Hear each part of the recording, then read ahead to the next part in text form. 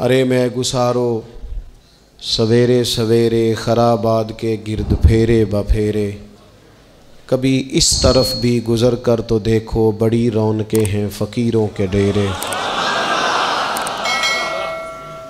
बड़ी तमन्ना थी कि बड़ी जगह हासिल करेंगे और बड़ा एहतमाम कर सकेंगे, लेकिन इंसान अपने रब के फ़ज़ल को ना शुमार कर सकता है, न गिन सकता है, न तोल सकता है। ज़ालिक फ़ज़लुल्लाहि युतीहि मन यशा। मेरे अज़ीज़ों, मैं और आप मुसलमान हैं, अल्लाह के घर में बैठे हैं, वुज़ू के साथ आए हैं। ज़िंदगी हमसे पहले भी बड़े लोगों की गुज़र गई और फिर वक्त सिमट गया और वो कब्रों में चले गए। हम भी कितार में मौजूद हैं, कई लोगों का नंबर लग गया है, किसी वक्त भी किसी की भी बारी आ जाएगी। चंद एक ज़रूरी चीज़ें हैं, उनको अपने जहन में अच्छी तरह संभालें। सबसे पहले ये समझ लें कि अमल ज़िंदगी का हुस्न है। नेकी, परहेज़गारी, नमाज, रोज़ा, हज, ज़कात, खैरात, इखलाक, लेकिन जो निजात का दारो मदार है वो अमल पर नहीं, वो अकीदे पर है।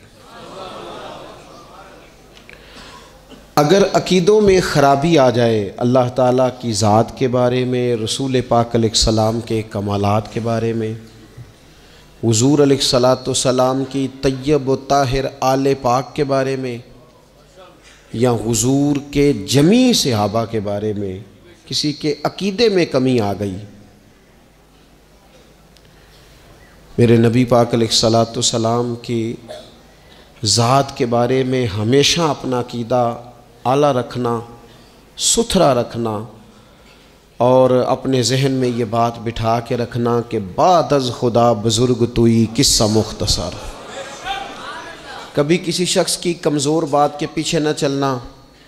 अल्लाह ने हमें रहमत लिल आलमीन नबी का ग़ुलाम बनाया है।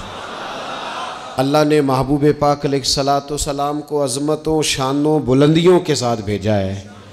कभी किसी ऐसे बहस का हिस्सा न बनना जो हुज़ूर के कमाल को तोलें, या नबी पाक के इल्म को तोलें, या हुज़ूर के फ़ज़ाइल को तोलें, या नबी पाक अलैहिस्सलाम की अज़मतों को तोलें। कभी इस बात के कायल ना होना। ये नज़रिया लेके हमने कब्र में जाना है कि बलगल उला बे कमाल ही का शफ़त दुजा बे जमाल हसनत जमी व खिसाल सल्लु अलैहि वा। हुज़ूर की अज़मतों के कायल रहना और हमेशा कायल रहना और जम के कायल रहना। कभी किसी कमज़ोर बात का सहारा, लोग बड़ी कहानियाँ सुनाते हैं, बड़ी बातें बताते हैं, कभी इस चक्कर में ना पड़ना। नबी पाक की जितनी निस्बतें हैं ना, उन सब का एहतराम करना। हमारे बुज़ुर्ग ना जिस गधे मुबारक पर महबूब सवार होते ना, उसे गधा नहीं कहते। हमारे बुज़ुर्ग उसे कहते हैं दराज गोश शरीफ। दराज गोश फ़ारसी में लंबे कानों वाले को कहते हैं चूँकि इस गधे पर हुज़ूर सवार हुए हैं, अब इसको दराज गोश शरीफ कहना है। कहते हैं कभी को मिट्टी थोड़ी महबूब करीम अलैहिस्सलाम के कदमैन शरीफैन के करीब आए तो ये नहीं कहना कदमों को मिट्टी लग गई, कहना कुछ मिट्टी हुज़ूर के कदम चूमने लगी। मिट्टी हुज़ूर के कदम चूमने लगी। कभी बात करना होती तो कहते कि बीमारी आई थी महबूब पाक से फैज़ लेने के लिए। तो बहुत एहतराम के जज्बात। आला हज़रत बरेलवी रहमतुल्लाह अलैह के सामने किसी ने ये शेर पढ़ा था कि शान यूसुफ जो दबी वो भी इसी दर पे दबी। तो फरमाया ये तो क्या कह रहा है, हुजूर तो किसी को दबाने आई नहीं, तू क्या शान यूसुफ जो बड़ी वो भी इसी दर से बड़ी।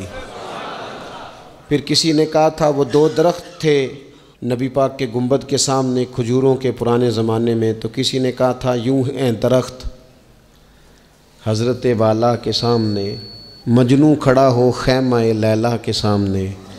तो आला हज़रत फरमाने लगे तुमने हुजूर के खैमे को तशबीह ठीक नहीं दी, तुम्हें कहना चाहिए था यूं हैं दरख्त हज़रत वाला के सामने जैसे कुदसी खड़े हैं अर्शे मुअल्ला के सामने। कभी भी कोई कमज़ोर लफ्ज़, कमज़ोर जुमला हुजूर सरवर कहूँ कि मालिक व मौला कहूँ तुझे, बागे खलील का गुले ज़ेबा कहूँ तुझे, लेकिन रज़ा ने ख़त्म सुखन इस पे कर दिया, खालिक का बंदा खल्क का आका कहूँ तुझे। एक तो ये बात। दूसरी बात ये कि बड़ा अफरात व तफरीत का दौर आया है। जिसको भी लड़ाना होता है वो मजहबी बुनियादों पे लड़ाना शुरू कर देता है। मज़हब के नाम पर लोगों को इमोशनल करना और मजहबी बुनियादों पर तफरीक पैदा करना, ये बड़ी घिनौनी साजिश होती है। कभी भी कोई ऐसा काम ना ज़िंदगी में करें, कभी भी, कि जिसके अंदर मामला इस तरह का हो। अपना कद ऊंचा करने के लिए कभी भी मज़हब का सहारा ना लें। अपनी ज़ाती लड़ाइयों को कभी मज़हब का रंग ना दें। उसमें कभी भी दीन की बुनियादों को ना लेके आएँ। कोई ऐसा काम ना करें। आपकी किसी से ज़ाती दुश्मनी है तो उसे शिमर यजीद कहने की ज़रूरत नहीं है। आप ज़ाती बात करें उसके साथ जो करनी है। नबी पाक अलैहिस्सलाम के सहाबा और अहले बैत के नाम पर लोग ज़ाती लड़ाइयाँ लड़ते हैं। खुदारा इससे बचो। ये जो हुजूर की औलादे पाक है ना, जो नबी पाक की, मैं अल्लाह के घर में मस्जिद में बैठा हूँ, मेरे मुर्शद की औलाद क्या उस दरवाज़े से जो गुज़र जाए वो भी मेरे लिए काबिल एहतराम रहा। और मेरे उस्ताद साहब के बच्चे, मैं आपको दयानतदारी से कहता हूँ, कभी आ जाएं तो मुझे समझ नहीं आती मैं बिठाऊँ कहाँ, इसलिए कि असला नाल जे नेकी करिए और नस्लां ताक नहीं भुलदे। उस्तादों के बच्चे आ जाएं तो बिठाने को जगह नहीं मिलती। अगर उस्तादों के बच्चों का ये हाल है तो रसूल पाक की औलाद का क्या हाल होना चाहिए। नबी पाक की औलाद पाक के बारे में कभी भी अपनी तबीयत में कोई कमज़ोर बात ना रखना। नबी करीम ने फरमाया, ऐ अल्लाह ये मेरे हसन और हुसैन है, मैं इन दोनों से मोहब्बत करता हूँ, तू भी इनसे मोहब्बत फरमा। और फिर महबूब फरमाने लगे, ऐ अल्लाह जो मेरे हसन हुसैन से मोहब्बत करे तो उन सब से भी मोहब्बत फरमा। इस तरह हुजूर की औलाद पाक का एहतराम करना है ना, बिल्कुल उसी तरह मेरे नबी पाक के सहाबा। ज़माना शराग लेके ढूंढेगा ना, वफ़ा की सारी तारीख़ें जहाँ दम तोड़ जाएंगी वहाँ से जनाब सिद्दीक़ अकबर का आगाज़ होता है। दम तोड़ जाएंगी जहाँ सारी चीज़ें। अबू बकर सिद्दीक़, जनाब सिद्दीक़ अकबर। ओ दोस्तों, इतने बड़े लफ्ज़ नहीं मिलेंगे कभी भी कि हुजूर फरमाते हैं मेरे पास जिसके पैसे आए मैंने अमानत समझ के खर्च किए, अबू बकर के आए तो मैंने अपने समझ कर खर्च किए। हज़रत अबू बकर सिद्दीक़ की और फिर सैयदना फ़ारूक आज़म। आपने भी हदीस सुनी होगी, मैंने हुजूर ने फरमाया कि शैतान उम्र को देख के रास्ता बदल जाता है। पहले ये हदीस पढ़ा सुना करते थे, अब इस तरह का तजर्बा हुआ है कि बात ही खुल गई है। वो सिर्फ हज़रत उमर को देख के रास्ता नहीं बदलता, हज़रत उमर का नाम भी ले तो रास्ता बदल जाता है। तो यकीन करें, हमने लोगों को रास्ते बदलते देखा है। नाम ले ले हज़रत उमर का, शैतान रास्ता बदल गया। और सैयदना उस्मान गनी, पैक करे सिद्ध को सफ़ा, मंबाए शर्म हया, नूर की सरकार से पाया दुशाला नूर का, ओ मुबारक तुमको जुन्नूरैन जोड़ा नूर का। हज़रत उस्मान गनी। और फिर मौला अली, शेर खुदा, हाल अता, मुश्किल कुशा, हज़रत मौला अली शेर खुदा।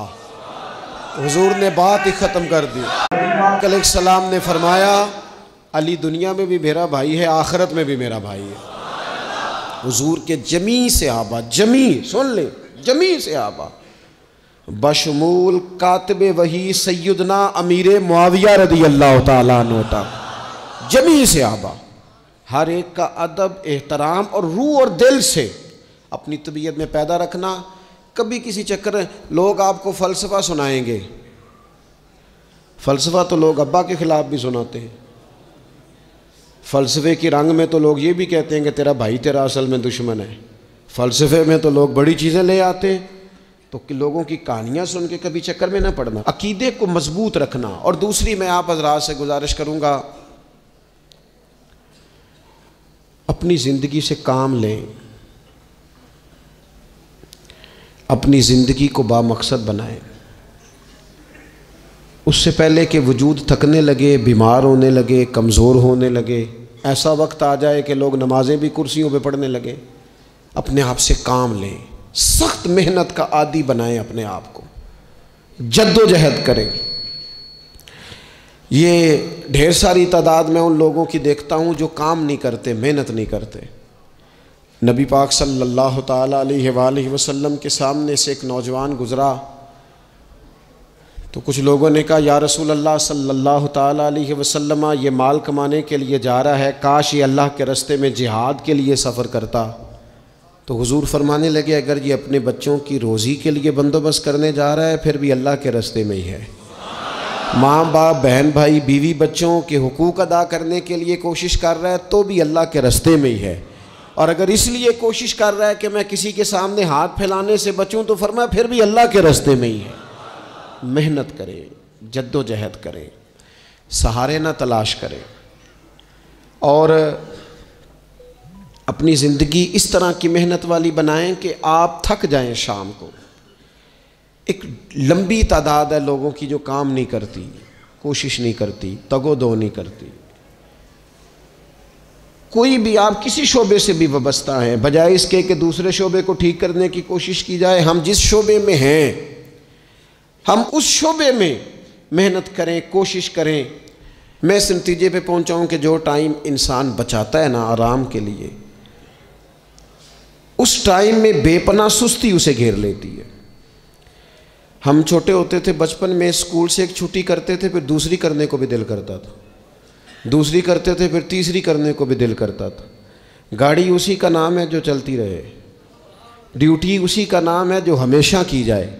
ज़िंदगी में मुसलसल जद्दोजहद करेंगे, मुसलसल काम करेंगे, उसका नतीजा ये निकलेगा कि आप महसूस करेंगे कि आपका वजूद जो है वो बड़ी सलाहियतों वाला है, वो बेकार नहीं है। मुसलसल काम। आप अंबिया किराम अलैहिमुस्सलाम की ज़िंदगी देखें, सहाबा की ज़िंदगियाँ देखें, अहले बैत की देखें, औलिया अल्लाह की देखें, बुज़ुर्गान दीन की देखें, आप देखें कि उन्होंने काम कितना कितना बड़ा किया है। हम कभी उनको पढ़ते हैं तो हैरान हो जाते हैं कि यार इतने मुख्तसर वक्त में इतना ज़्यादा काम तो मुमकिन ही नहीं। आला हज़रत रहमतुल्लाह अलैह ने 1000 किताब लिख दी। इमाम बुखारी ने पूरी दुनिया में घूम कर अहादीस जमा करके एक जगह पे इकट्ठी कर दी, और फिर उसूल वज़ा कर दिए हदीस पाक के कि हदीस किस तरह कबूल की जाएगी। फिर उसमें फ़र्क कर दिया कि सही कौन सी है, मुतवातर कौन सी है, हसन कौन सी है, ज़ईफ़ कौन सी है, मौजू हो तो फिर उसके कायदे क्या हैं। इतना काम बुजुर्गों ने कर दिया। जद्दोजहद थी ज़िंदगी में, मुसलसल ड्यूटी करते थे। जब मुसलसल काम करते हैं ना, नबी पाक सल्लल्लाहु ताला अलैहि वसल्लम ने फरमाया, जो आदमी मेहनत करे, कोशिश करे और शाम को थक के सो जाए, अल्लाह उसके पिछले गुनाहों को माफ़ फरमा दे। तो चलते रहें, जद्दोजहद करें, हिम्मत करें, कोशिश करें। कभी कभी यूँ होता है कि इंसान समझता है कि मैंने कोशिश तो की थी, लेकिन यार ये मेरे कोशिश करने से कोई नतीजा नहीं निकला। आरिफ रूमी रहमतुल्लाह अलैह फरमाते हैं कि एक शहर ऐसा था जिसमें एक बीमारी बार बार हमला करती थी। तो 3-4 पहाड़ियाँ एक दूसरे के ऊपर थीं, इकट्ठे पहाड़ बने हुए थे, उसके ऊपर वो जड़ी बूटी थी जिससे उस बीमारी का इलाज होता था। तो कई हकीमों ने बताया कि अगर वो जड़ी बूटी हासिल कर ली जाए तो तुम्हारे शहर के लोग सेहतयाब हो सकते हैं। पर वो 4 पहाड़ियाँ ऊपर नीचे, और फिर ढलान बड़ी सीधी थी, जो पैर रखता फिसल जाता, कोई जुर्रत ही ना करता ऊपर जाने की। लेकिन लोग बीमार थे, तकलीफ़ में थे। बिलाखर एक शख्स ने इरादा किया कि कब तक लोगों को बीमारी से सिसकते, तड़पते, मरते देखता रहूँगा। उसने कुल्हाड़ा उठाया, हथौड़ा उठाया, पहाड़ काटना शुरू किया कि मैं सीढ़ियाँ बनाऊँगा ऊपर जाने के लिए। फरमाते हैं कि वो पहाड़ काट रहा था तो जो करीब आते थे ना, वो उसे कहते थे, पागल हो गया तू अकेला बंदा कैसे पहाड़ काटेगा। बेवकूफ़ है, छोड़ दे। उसने कहा यार तुम साथ नहीं चल सकते तो हौसला शिकनी तो ना करो, मुझे कुछ करने तो दो। सालों लग गए, एक पहाड़ काट के सीढ़ियाँ बनाई उसने, फिर दूसरा पहाड़ शुरू किया, फिर सालों लग गए और 2 पहाड़ काटे थे, बुढ़ापा आ गया, बीमार हो गया, मौत का वक्त आ गया। अब चूँकि सीढ़ियाँ बन गई थी तो 2 पहाड़ कट गए थे, वहाँ तक लोग आने जाने लगे थे। ऐन उस वक्त जब वो दुनिया से जा रहा था, फिर भी कुछ लोग हौसला शिकनी कर रहे थे, उसे कह रहे थे खुदा के बंदे क्या नतीजा निकला। कुछ लोगों की ड्यूटी होती है अपोजिशन का किरदार अदा करना, और हर मौके पर हौसला शिकनी करते हैं। अब उस पर आखिरी वक्त आ गया है, बावजूद उसके कुछ लोगों ने जाके कहा क्या नतीजा निकला जी, तेरे ऊपर मौत का वक्त आ गया है, तू ऊपर तक तो जा नहीं सका, फ़ायदा क्या हुआ। वो कहने लगा बेवकूफ़ो तुम्हें पता ही नहीं मैं कामयाब होके जा रहा हूँ। उन्होंने कहा किस तरह। कहने लगा मैंने आधा सफ़र आसान कर दिया है, अब जो मेरे बाद आएगा ना उसे सिफर से नहीं शुरू करना पड़ेगा, मैंने आधा सफ़र उसके लिए आसान कर दिया। वो तीसरे पहाड़ से शुरू करेगा, 2 काटेगा तो जड़ी बूटी तक पहुंच जाएगा, लोगों को शिफा होने लगेगी अल्लाह के फजल से। हम पता क्या करते हैं, बिलखुसूस मेरे वतन का रिवाज ये है कि लोग आधा सफ़र भी आसान करने को तैयार नहीं। वो कहते नहीं सारा ही फलाना करेगा। जितने अंबिया दुनिया में आए ना मेरे दोस्तों, वो सारे कामयाब गए, लेकिन किसी के साथ 4 उम्मती, किसी के साथ 10, किसी के साथ 100, किसी के साथ 200, लेकिन नबी कामयाब गए। क्यों? कि अल्लाह ताला ने जो उनके ज़िम्मे ड्यूटी लगाई थी वो ड्यूटी उन्होंने पूरी ज़िम्मेदारी से सर अंजाम दिए। उस ड्यूटी में उन्होंने कभी कोई कमी दिखाई तो अपनी ज़िंदगी में जद्दोजहद करें, काम करें, बैठकर सिर्फ बात ना करें, तनकीद ना करें, बैठकर सिर्फ मनसूबा बंदी ना करें। और मेरे मुल्क में बिलखुसूस ये काम होता है, तबसरे करो, चैनल खोलो, तनकीद करो, अंदर की खबर लेके आओ, कोई कहानी सुनाओ, कोई नई स्टोरी बनाओ, लेकिन काम ना करो। बड़ी खूबसूरत बात की शायर ने, उसने कहा शिकवाए जुल्मत शब से तो कहीं बेहतर था, अपने हिस्से की कोई शम्मा जलाते जाते। लोग तालीम नहीं हासिल कर रहे तो भैया आप एक बच्चे का खर्च उठा लें, किसी गरीब का आप उसे पढ़ा दें, एक बंदा तो आपकी वजह से तालीम याफ्ता हो जाए। लोगों को खाना नहीं मिल रहा, भूखों मर गए लोग, हुकूमतें कुछ नहीं कर रही, आप 10 बंदों की जिम्मेदारी उठा लें, आप गरीबों को देख लें, 10 लोगों के घर में आप खाना पहुंचाना शुरू करें। और ये होता रहा है, लोग ये काम करते रहे, ये ड्यूटियां हमारे बुजुर्गों ने सर अंजाम दी हैं, 2-2 करके, 4-4 करके, 6-6 करके उन्होंने काम किया है। अपनी जिम्मेदारी का एहसास करें, मुसलसल काम करें, मुसलसल जद्दोजहद करें, मुसलसल ड्यूटी करें।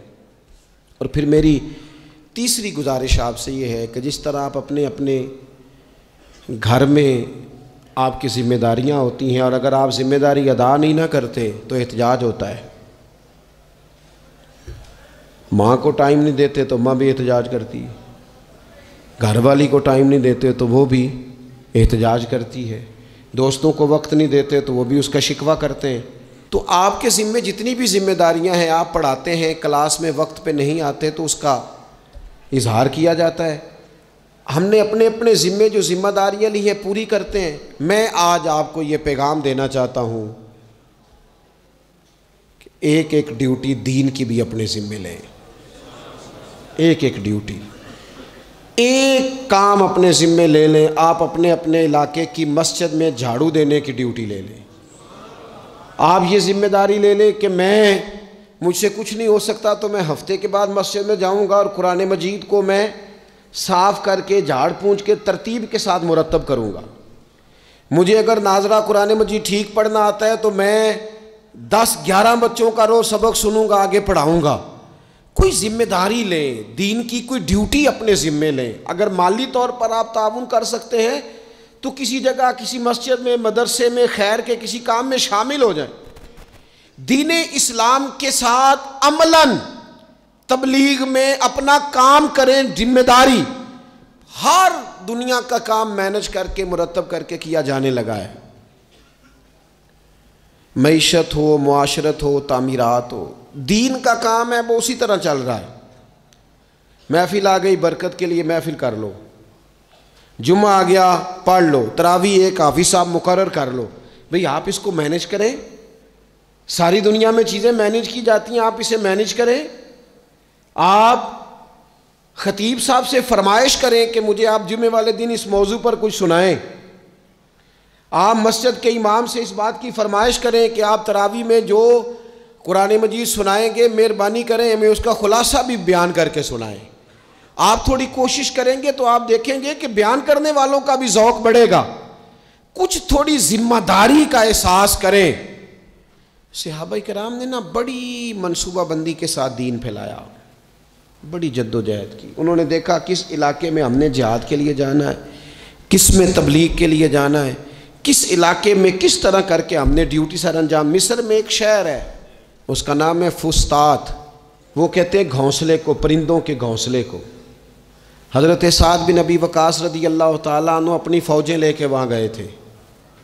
आपने वहाँ खैमा लगाया, कुछ दिन वहाँ क़याम करना था, आपका वहाँ खैमा था। वहाँ आके कबूतर बैठने लगे, एक कबूतरी ने अंडे भी दे दिए, वहाँ घोंसला बन गया।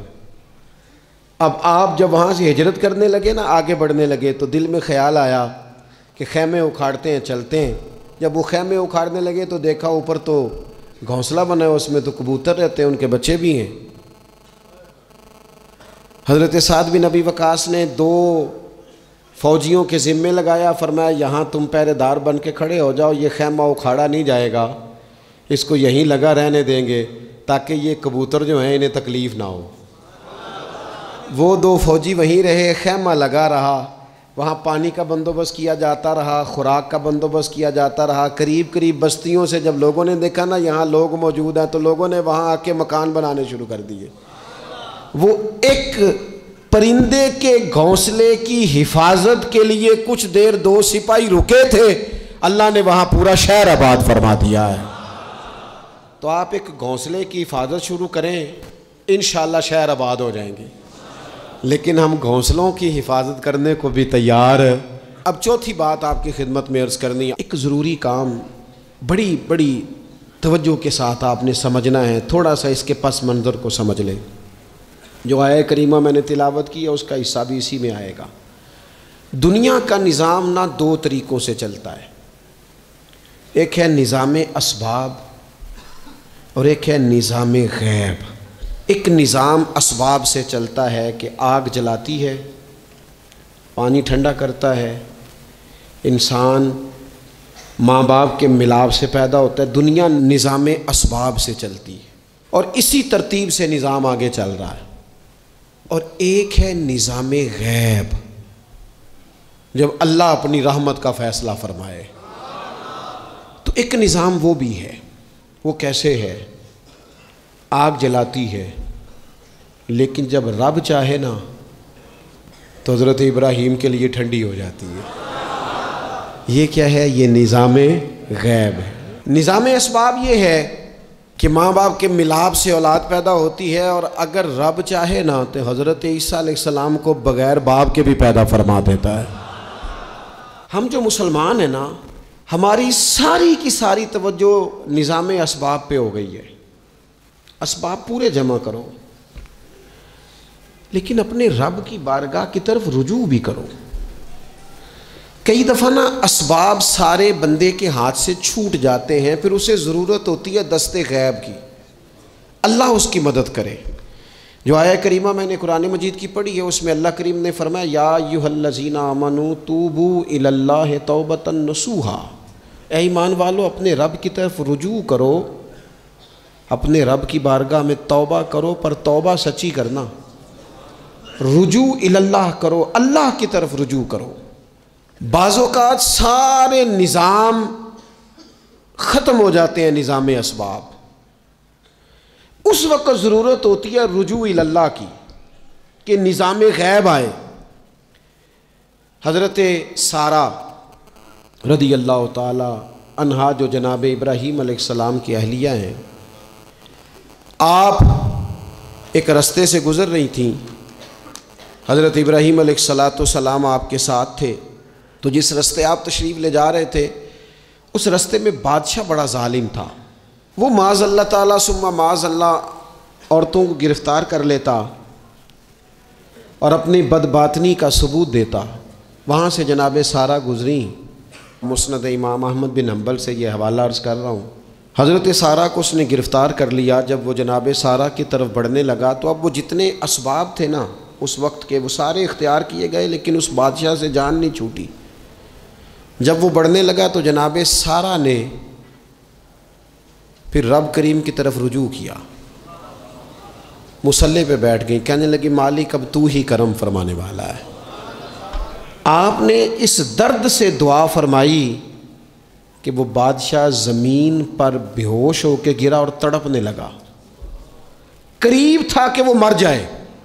तो हज़रत सारा फिर मुसल्ले पे बैठी और अपने मालिक की बारगाह में अर्ज़ करने लगी, मालिक अगर ये मर गया तो मुझ पे इल्ज़ाम आएगा कि मैंने मारा है, इसे मारना बेहोश ही फरमा। वो बेहोश हो गया। थोड़ी देर के बाद होश आया तो फिर आपकी तरफ बढ़ने लगा तो आपने फिर अल्लाह की जानिब रुजू किया। जब दोबारा रब करीम की जानिब रुजू किया तो फिर वो बेहोश हुआ। कई दफ़ा वो कोशिश करता, लेकिन आप जब अपने मालिक की बारगाह में हाथ उठाती तो बेहोश होकर गिर पड़ता।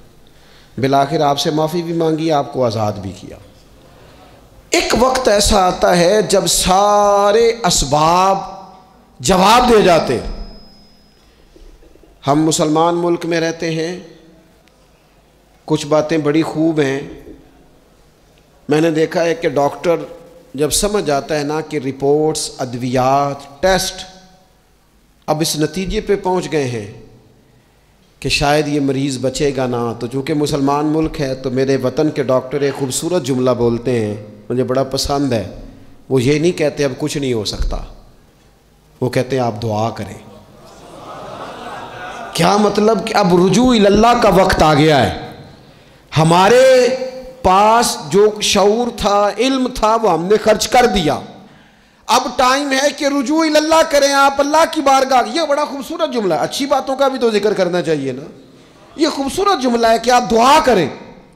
एक वक्त आता है जब दुआ की ज़रूरत होती है, दस्ते गैब की ज़रूरत होती है। नबी पाक अलैहिस्सलाम 313 को लेके जब मैदान में आए थे तो ज़ाहिरी असबाब तो ये थे कि 1000 से मुकाबला कैसे होगा।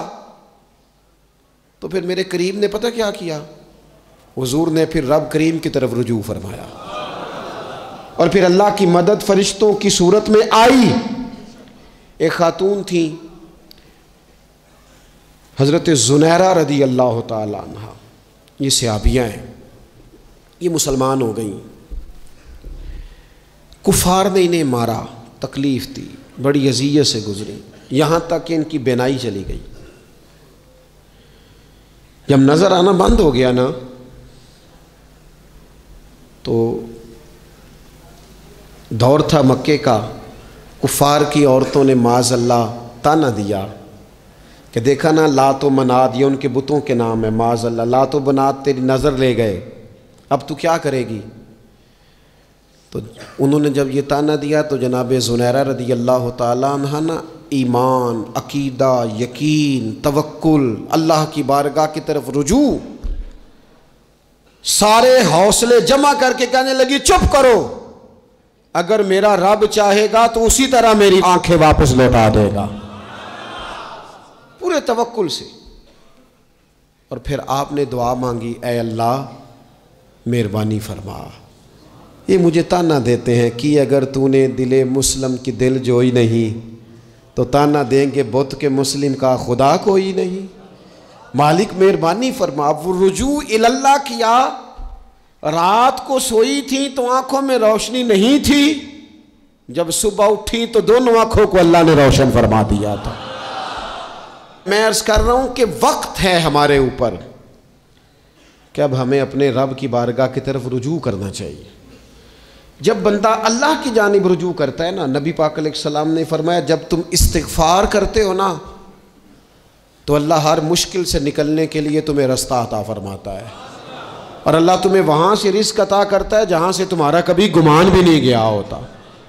कभी ना तवज्जो करें, जब पूरी तरह टूट जाए ना फिर तवज्जो करें रब की जानिब। जब पूरी कोशिश करें काम ना हो तो फिर बैठ जाएं अपने मालिक की बारगाह में। मालिक असबाब जमा कर लिए, अब तो मदद फरमा।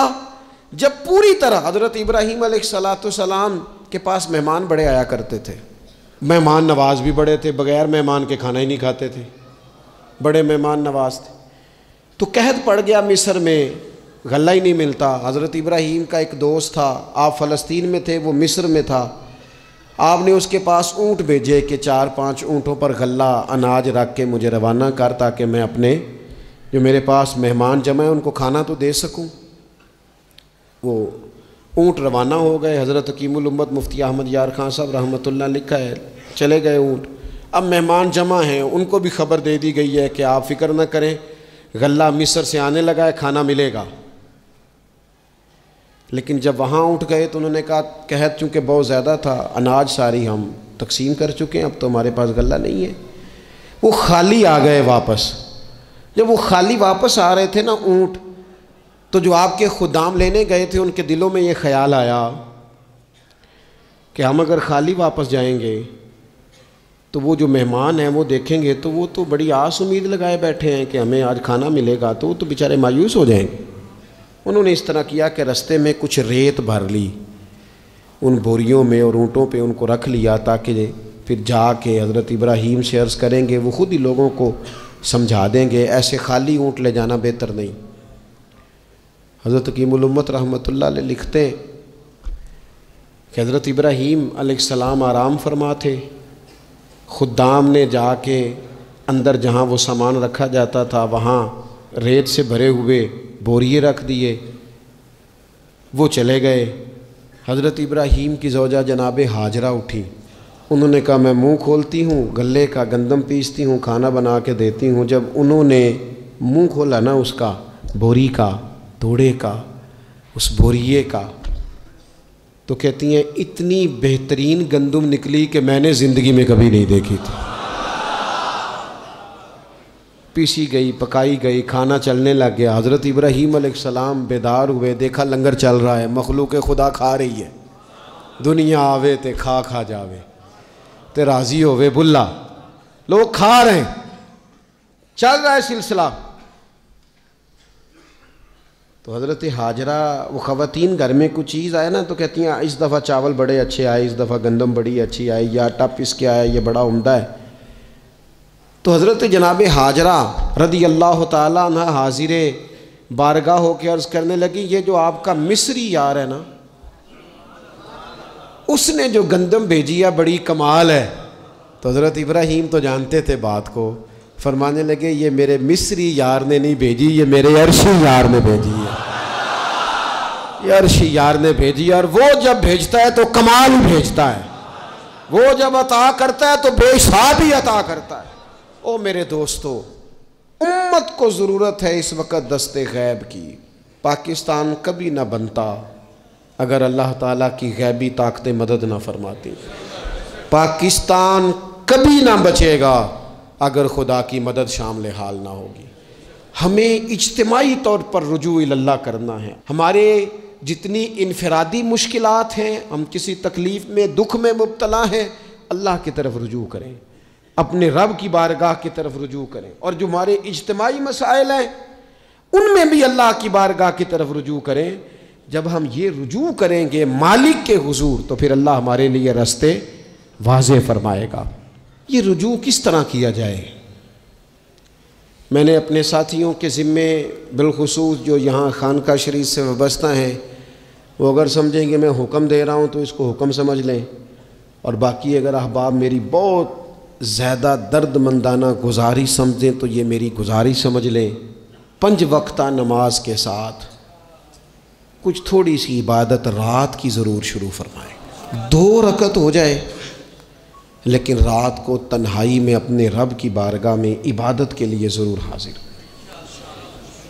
हज़रत अब्दुल्ला इब्न उमर रदी अल्लाह ताला अन्हु फरमाते हैं कि मगरिब की नमाज़ पढ़ के कुछ लोग घर चले गए, हम लोग बैठ गए कि थोड़ा सा तो टाइम है, इशा पढ़ के ही जाएंगे।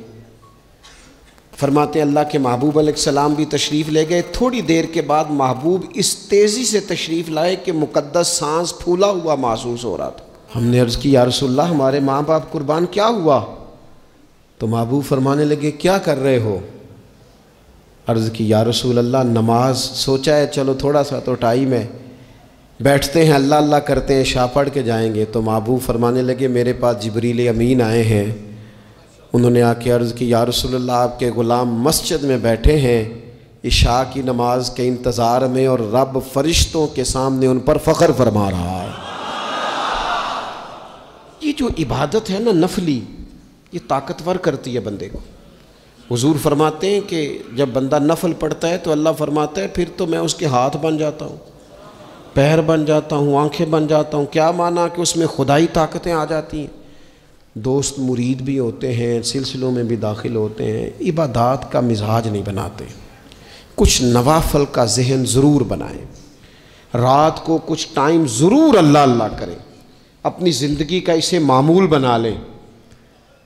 और 3 वजीफ़े आपकी खिदमत में अर्ज़ करने।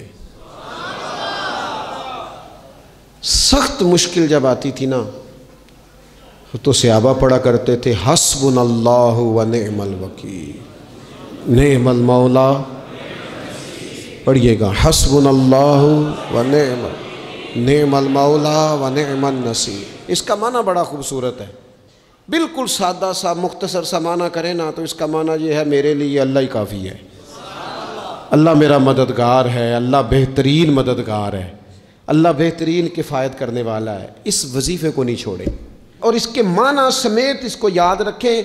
आप महसूस करेंगे तबीयत ताकतवर हो गई है, रूह ताकतवर होगी, इसको भूलना नहीं।